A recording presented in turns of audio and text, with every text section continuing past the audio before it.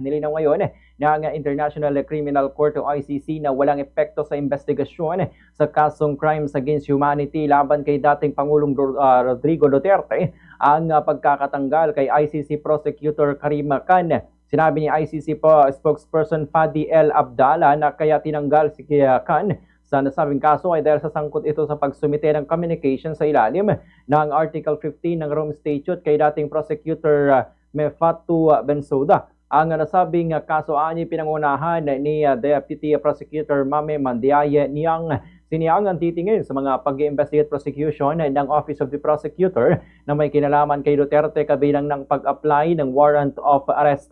Magugunitang noong Mayo ay pansamantalang bumaba sa pwesto si Khan dahil sa isinasagawang investigasyon ng United Nations dahil sa umunoy sexual misconducts nito. Nagahain din ang petisyon ng depensa sa pamagitan ni Attorney Nicholas Kaufman na pinapadisqualify si Khan dahil sa umunoy naging abogado ito ng mga biktima ng war on drugs ni Duterte.